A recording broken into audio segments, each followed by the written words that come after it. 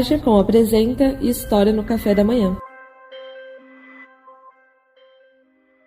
Dia 25 de setembro, Dia do Rádio. Narração por Marco Febrini. Final do século XIX. As cidades começavam a ser iluminadas pela eletricidade. O telefone de Graham-Bell aproximava pessoas distantes, e o telégrafo de Morse já fazia correr mensagens por grandes distâncias através de fios de cobre. Mas havia um jovem italiano chamado Guglielmo Marconi que sonhava mais alto. Ele queria libertar as mensagens dos fios. Fascinado pelas descobertas de James Clerk, que havia previsto a existência das ondas eletromagnéticas, e pelos experimentos de Heinrich Hertz, que comprovou sua realidade, Marconi começou a fazer testes improvisados no quintal da casa da mãe, na cidade de Bolonha.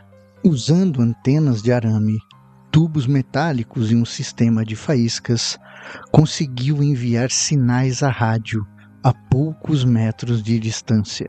Em 1897, já havia patenteado seu sistema de telégrafo sem fio e fundado a Marconi Wireless Telegraph Company, que logo chamou a atenção de marinhas e governos interessados em comunicação rápida e sem cabos. Foi em 1901 que o impossível aconteceu.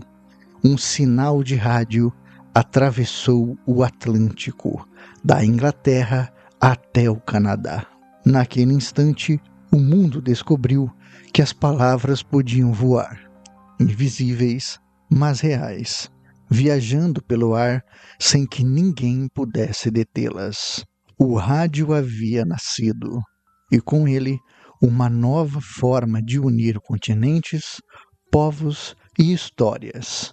Mas essa invenção, que prometia mudar o mundo, ainda estava restrita a usos militares e estratégicos. Faltava transformá-la em algo maior, em uma ferramenta capaz de chegar à vida comum das pessoas. E é nesse ponto que entra um brasileiro visionário, que enxergou no rádio não apenas tecnologia, mas educação e cultura para um país inteiro.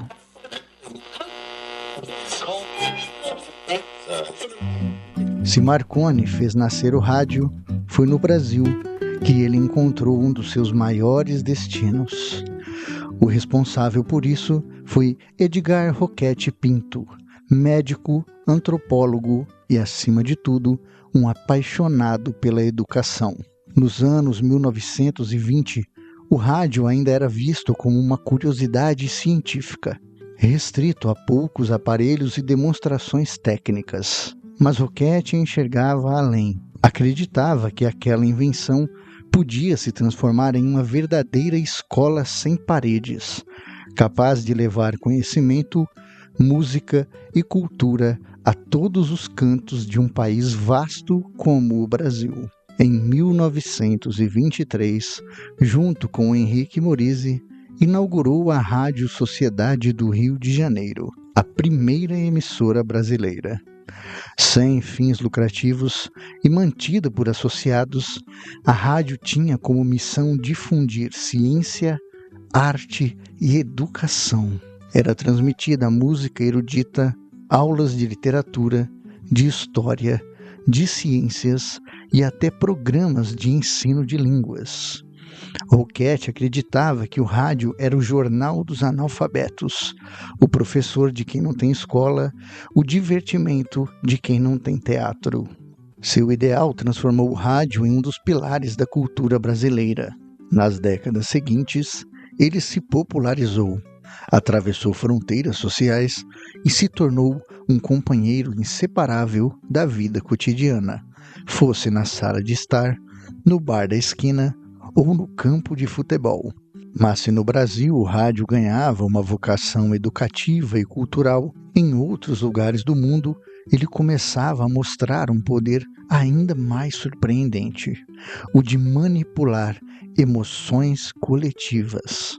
E nada provaria isso de forma tão marcante quanto um programa transmitido em 1938 que fez milhares de pessoas acreditarem que estávamos sendo invadidos por extraterrestres. Flag of truce.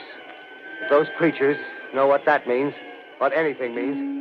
Noite de 30 de outubro de 1938. Milhões de norte-americanos sintonizaram suas rádios como sempre faziam aos domingos.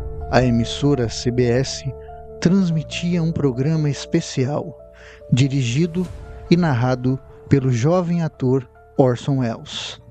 Era uma adaptação do livro A Guerra dos Mundos, de H.G. Wells. Mas havia um detalhe. A peça foi encenada como se fosse uma cobertura jornalística ao vivo. De repente, o que parecia entretenimento tornou-se pânico.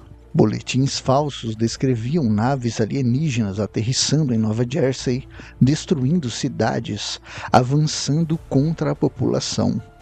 Muitos ouvintes, pegando o programa já em andamento e sem ouvir o aviso inicial de que se tratava de uma dramatização, acreditaram que os Estados Unidos estavam realmente sendo invadidos por marcianos. Carros lotaram estradas, famílias abandonaram suas casas, igrejas ficaram cheias. Foi o episódio que ficou marcado como a noite em que o rádio assustou o mundo. E ao mesmo tempo, foi uma prova definitiva de que o rádio não era apenas entretenimento, mas sim uma arma poderosa de comunicação. Essa história nos lembra que a voz, quando atravessa o ar, não leva apenas sons, leva ideias, significados e poder.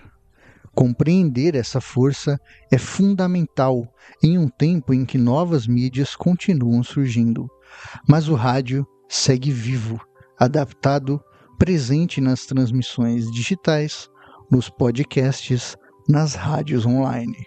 É aqui que entra a Universidade Anhembi Morumbi, que forma profissionais capazes de entender a comunicação em toda a sua profundidade, com responsabilidade e respeito. Em cursos como comunicação social, jornalismo, publicidade e propaganda e rádio-TV, os alunos aprendem a usar a tecnologia não apenas como ferramenta, mas como ponte entre o conhecimento e a sociedade. O Dia do Rádio é mais do que uma comemoração. É um convite a refletir sobre a força da palavra falada, mesmo em tempos de telas.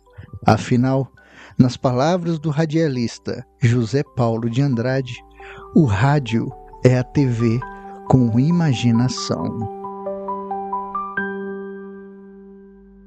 O História no Café da Manhã é uma produção da AGCOM, Agência Experimental de Comunicação do campus Vila Olímpia da Universidade Anhembi Morumbi. Roteiro, edição e voz de Marco Febrini, arte por Giovanna Mingardi e Sofia Tavares. Coordenação, professora Fernanda Yarossi. Apoio da Escola de Comunicação, Artes e Design da Anhembi Morumbi, coordenada por professor Miguel Valione. Deixe o seu like, inscreva-se no canal e até o próximo Café da Manhã.